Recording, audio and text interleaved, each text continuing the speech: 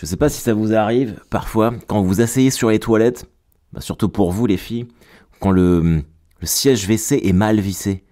Et t'as vraiment l'impression de surfer un peu, quoi. J'ai ce problème-là sur mes toilettes. Moi qui pensais passer une journée tranquille, il va falloir que... J'ai essayé de les revisser, vous savez, sous les toilettes, là. Mais il y a un espèce d'équilibre, une sorte de balance à trouver pour que ça se visse bien. J'y arrive pas, je crois qu'il va falloir que je retourne à Brico Dépôt. Encore une journée tout à fait excitante dans la vie d'Harold Barbet. Changer la cuvette des WC. Bonjour à toutes et à tous et bienvenue dans ce point du lundi matin. Nous sommes le lundi 16 octobre 2023. J'espère que tout le monde va bien. Je suis très content. Je reprends énormément de plaisir à faire ce podcast. Je ne regrette pas d'avoir repris le flambeau. Ça vous fait plaisir, ça me fait plaisir. On est tous contents. Alors bon, je commence toujours le podcast par une petite blagounette, une petite introduction un peu sympa qui fait sourire, histoire de briser la glace. Mais en vrai, je voudrais dédier cet épisode du point du lundi matin à Suzanne Somers. Alors, peut-être que certains d'entre vous vont dire « Qui ça ?» Suzanne Somers. Carole Lambert dans Notre belle famille. Elle est décédée hier. Ah, je sais, pour ceux qui l'apprennent là de ma bouche, ça fait un choc.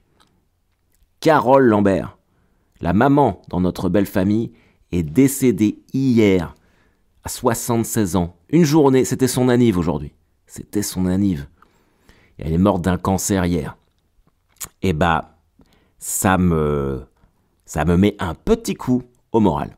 J'adore Notre belle famille, j'adore ça. Ça fait des années que j'essaye de chercher l'intégrale en DVD. Comme pour Walker Texas Rangers, quand ça va sortir, je vais me l'acheter, quoi. Mais j'espère qu'ils auront, au moins que M6 aura la décence de faire une soirée spéciale Notre belle famille. Si moi j'étais PDG de M6, là, ça passerait en boucle pendant une semaine. Deuil national. Vraiment, je suis effondré. Quand je regardais Notre belle famille, j'ai eu plusieurs phases avec Suzanne Somers. La première, quand j'étais petit, c'était, tu te disais, ah tiens, c'est la mère qu'on a tous envie d'avoir, elle est parfaite, tu vois, machin truc. Puis après, quand j'ai grandi, je me disais, c'est la MILF que j'ai envie de me faire. Vraiment, elle m'excitait tellement.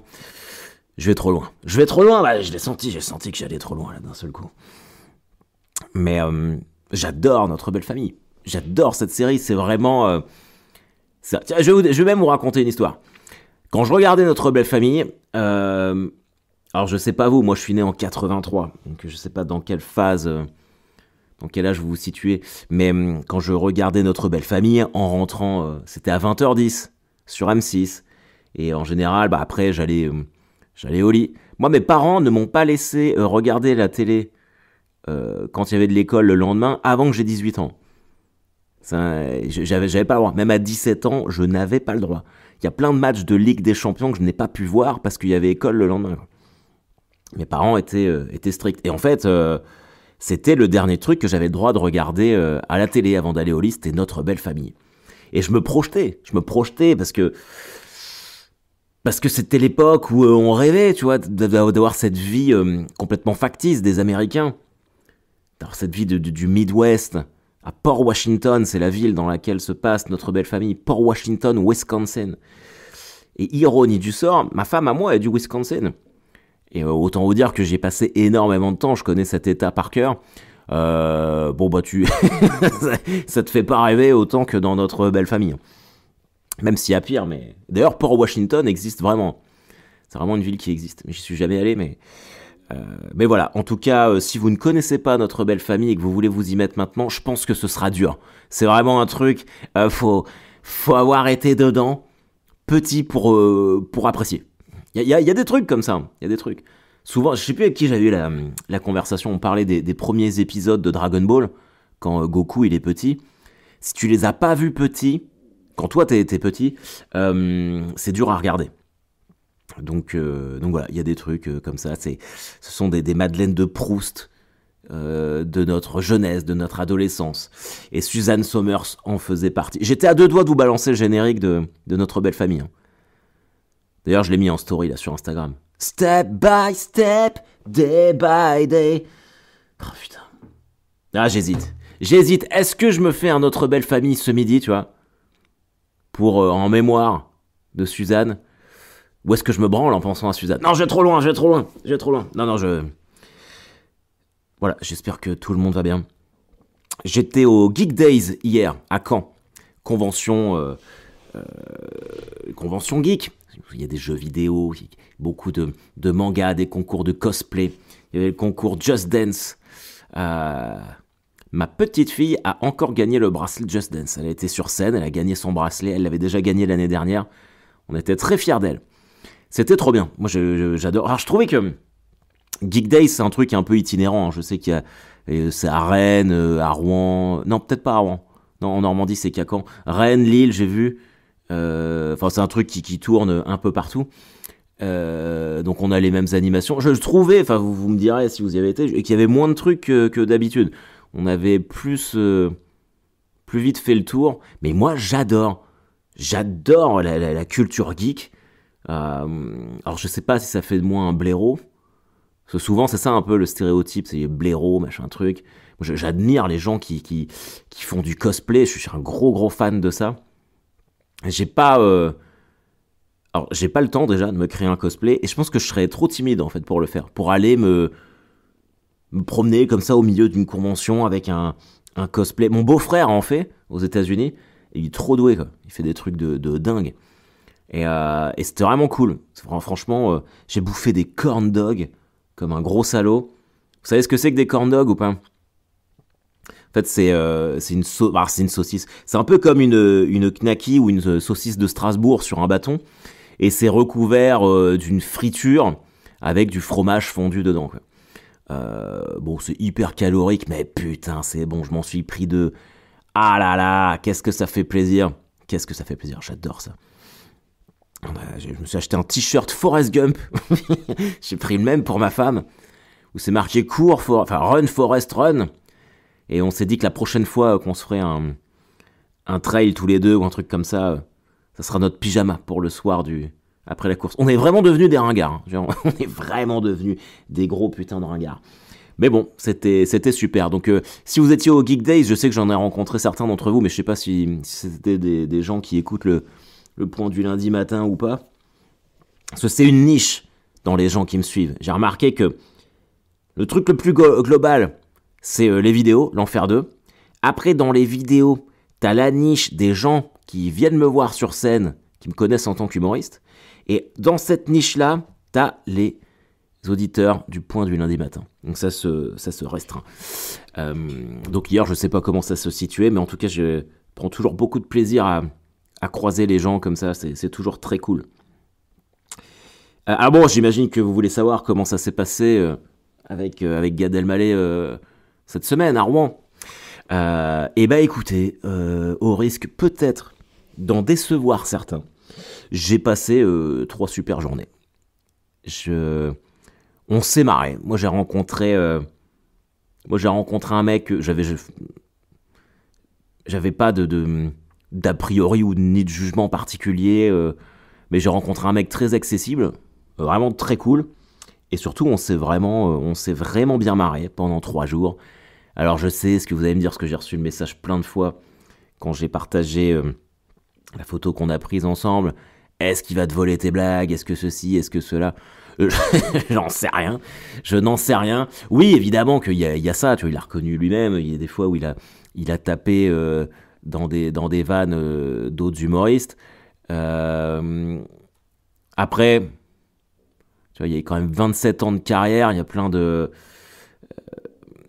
spectacles. Il y a aussi, moi je l'ai vu rôder, là, tu vois, il travaillait des nouvelles blagues, donc je l'ai vu en mode travail. Donc moi je sais pas, je sais pas ce qu'il en est. Tout ce que je sais en tout cas, c'est que j'ai vu un humoriste, un collègue, qui a l'humilité d'aller sur une petite scène, parce que pour moi le théâtre à l'Ouest à Caen, c'est 200 places, donc si je les remplis, je suis content. Pour lui c'est tout petit. Tout petit.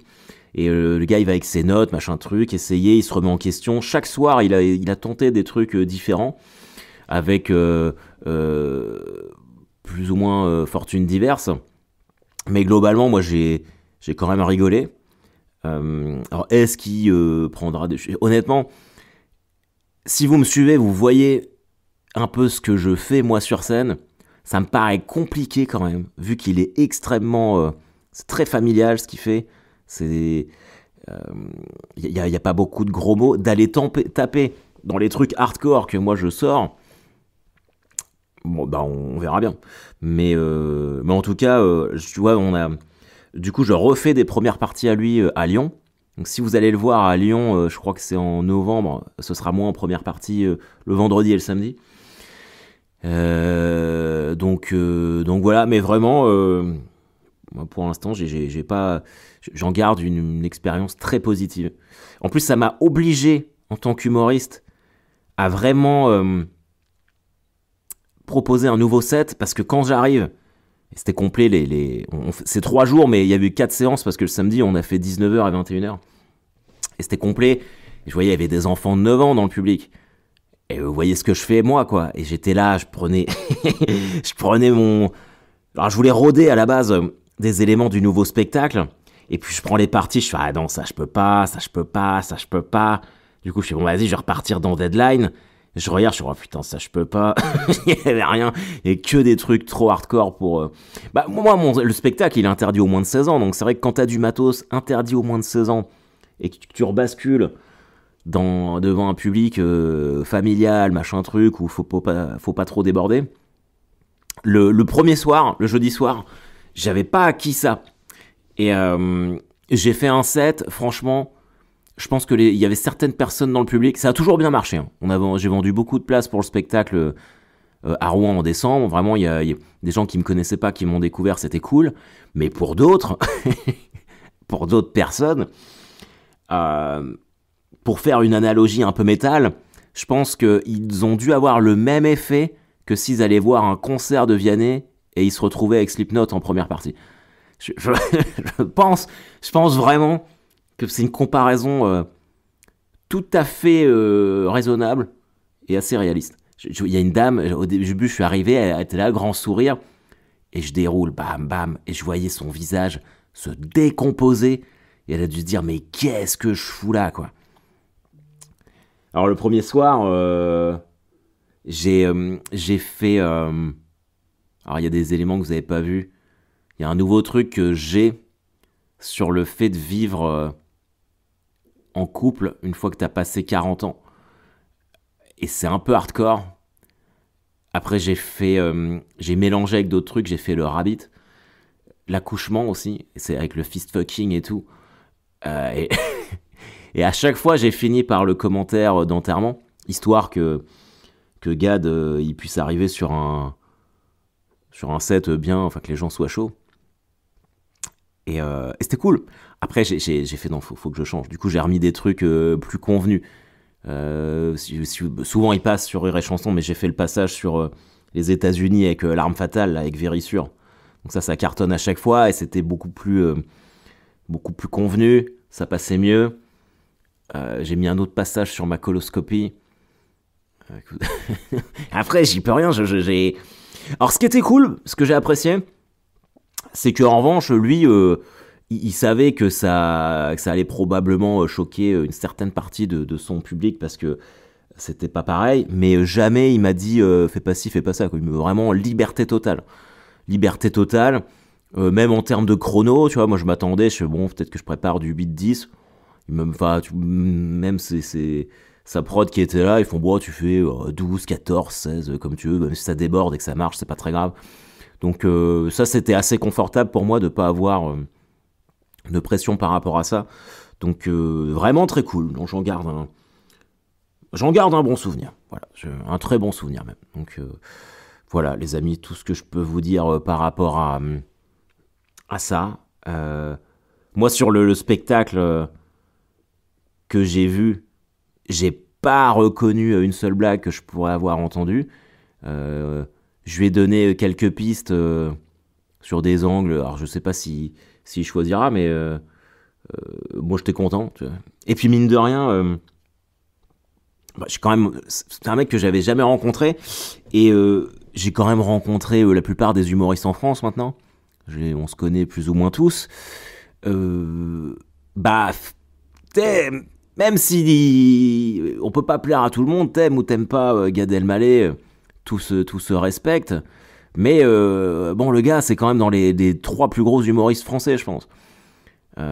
C'est une légende de l'humour français. Tu vois, si dans 75 ans, dans un siècle, tu vois, on retrace l'humour en France au moment de son passage à lui, il ressort automatiquement dans les 3 premiers, je pense. T'as personne de vraiment plus gros que lui. T'as qui? T'as Foresti, peut-être, Florence Foresti, qui vend beaucoup. Après, je pense qu'on descend... même pareil, bah, regarde, moi, ma paroisse, c'est Blanche Gardin, tout le monde le sait. Mais Blanche, tout le monde la connaît pas. Tout le monde la connaît pas. Quand j'étais au foot là, de mon fils, je parlais avec d'autres parents. Et donc, je leur disais on parlait de ça. Certains ne connaissaient pas Blanche. Alors que Gad Elmaleh, tout le monde connaît Gad Elmaleh. C'est comme... ça me fait chier de dire ça, ça va me brûler la gorge. Mais Bigard... tout le monde connaît Jean-Marie Bigard, tu vois. Ça, c'est une star. Tout le monde ne connaît pas Selig, par exemple. Et Dieu sait que tout le monde sait que le profond respect que j'ai pour lui. Donc je pense vraiment que Gad Elmaleh, c'est vraiment dans le niveau, le trio de tête. Et moi, je suis content d'avoir pu rajouter sur mon palmarès, sur mon CV, que j'ai accompagné un humoriste de cette trempe-là en première partie et que ça s'est bien passé. Voilà, bon bah je pense que j'ai fait le tour de ça. Ah si, il y a quand même un truc aussi. Je me le suis dit. Parce que je savais pas quel type de gars j'allais rencontrer. Ouais, moi je rencontre vraiment un mec tout à fait normal et je me dis putain le gars, 27 ans de carrière. Il blinde partout, puis pour lui, enfin, c'est des grosses salles quoi. Tourné aux États-Unis, il connaît Jerry Seinfeld, machin truc. Et bah franchement, humilité, le mec il se la raconte pas une seule seconde quoi. J'ai rencontré dans des clubs type le Fridge des humoristes, alors vous me voyez pas parce que je suis en train de faire plein de guillemets, mais des humoristes qui ont 6 mois de stand-up, tout claqué dans les pattes, se la racontaient beaucoup plus que Gad Elmaleh quoi. Donc, et d'ailleurs, faut que j'en parle, faut que ça sorte. Moi, les vidéos d'interaction de stand-up, je n'en peux plus. Je n'en peux plus. Je peux plus voir ça, quoi. C'est... les vidéos de stand-up de set, ça me dérange pas. Je trouve ça très cool. Les vidéos de ceux qui se filment en train de faire de l'interaction. Et toi, c'est ta meuf? je ne supporte plus. C'est la plus grosse escroquerie de tous les temps. Arrêtez de vous faire niquer par ça. Vous allez voir des humoristes, encore une fois, je fais plein de guillemets, qui font des buzz parce qu'il y a des interactions, machin truc, dans des comédie clubs parisiens. Il y a jamais, vous allez voir le vrai spectacle, vous allez vous faire chier. 9 fois sur 10, c'est de la merde. C'est de la merde. S'ils postent des interactions comme ça, c'est qu'il n'y a rien d'autre à poster. C'est le meilleur moment du... Ça me rend ouf. Ça me rend ouf. Et je me déteste moi-même en me disant qu'à un moment, j'ai pensé faire la même chose. Bah non. Hors de question. Déjà, je fais très rarement de l'interaction. Je sais pas en faire. Le texte. Putain, le texte. À quel moment tu peux... Il y a trop d'humoristes en France. Il y a trop d'humoristes. Non. Il y a trop de gens qui se prennent pour des humoristes en France. Et ça commence à vraiment faire chier. Voilà, en parlant de ça, moi je rôde mon nouveau spectacle. Et c'est vraiment un spectacle qui est écrit, qui est en train de s'écrire. Il n'y a pas d'extrait vidéo parce que je ne poste pas quand c'est pas prêt. Quand c'est pas prêt. Et puis c'est un travail. J'en parlais avec Pierre Thévenoud de ça. Il me disait, ouais, faut que tu postes des vidéos de toi en stand-up, tu vois, ton stand-up, il est bien et tout. Je dis, ouais, mais ça me fait chier. Ça me fait chier de poster des trucs gratos. Ça, il y a toutes mes vidéos l'Enfer 2, les gens payent pas. C'est un peu le contenu gratuit qui permet aux gens de me découvrir. Mais sur scène, il y a un côté... Enfin, moi, en ce qui me concerne, je trouve qu'il y a un côté pas juste. Il y a des gens qui payent, qui sont dans la salle, tu leur fais la blague, et la même chose, tu vas la balancer gratos derrière sur Internet. C'est pas juste pour les gens qui étaient dans la salle et qui ont payé, je trouve. Enfin, en tout cas, moi, c'est ce que je retiens.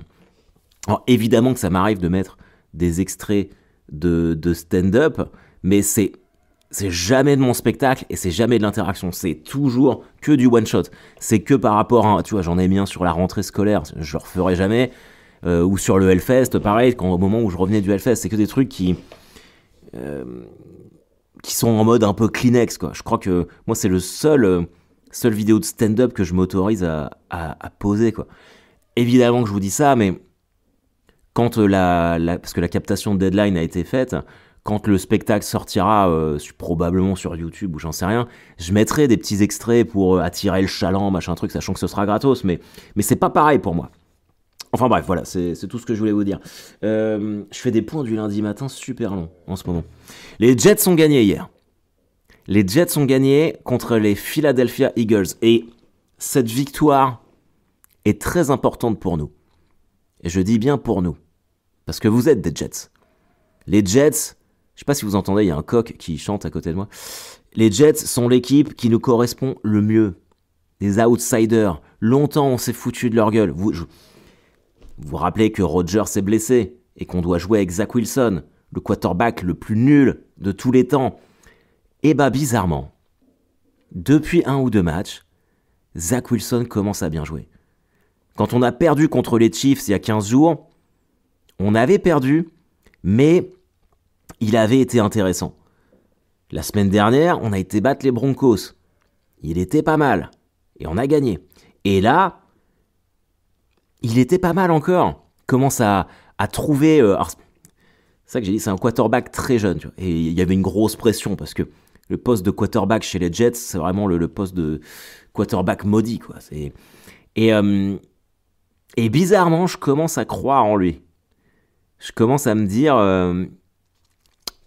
pourquoi pas ? Pourquoi pas ? Alors, j'ai fait un pari avec mon fan club des Jets en France, on doit être 12, où j'avais dit que je ne pensais pas qu'on pourrait aller en play-off avec Zach Wilson.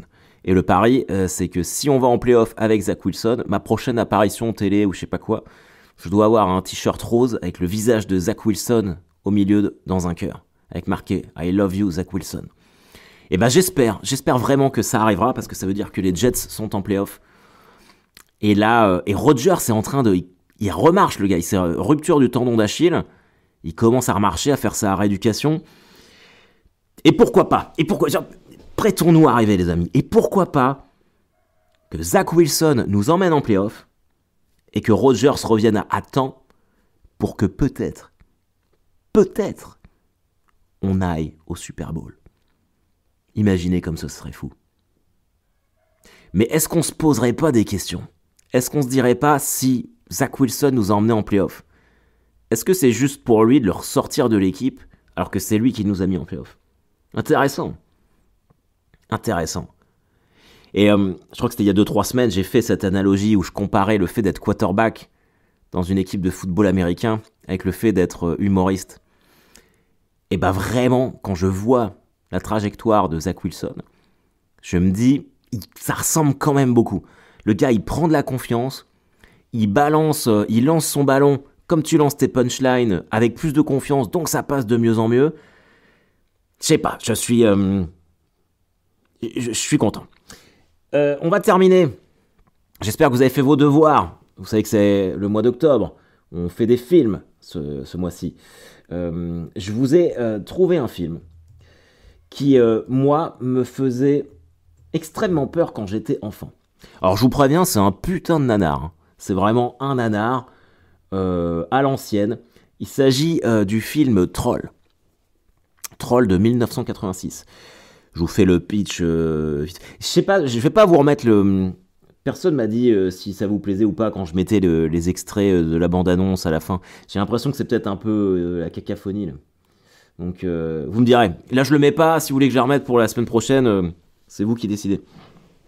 Enfin bref, l'histoire de Troll 1, c'est dans un immeuble aux États-Unis.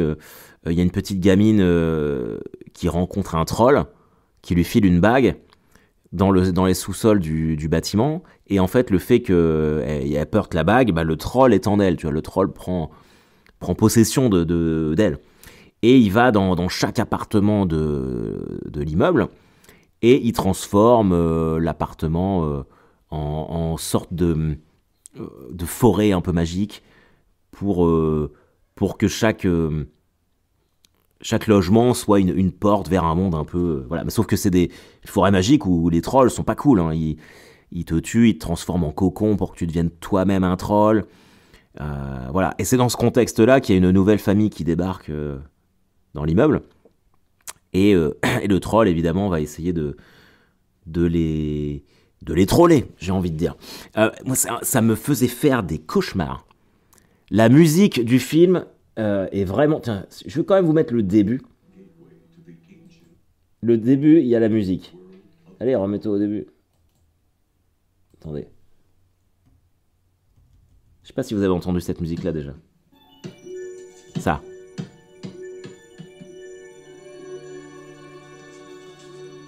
Once upon a time when the world was... Ça me faisait peur, mais ça me faisait peur. C'était horrible. Horrible. Et alors, si vous regardez Troll, donc ce nanar, et que vous êtes dans une soirée nanar, vous pouvez vous faire Troll 2.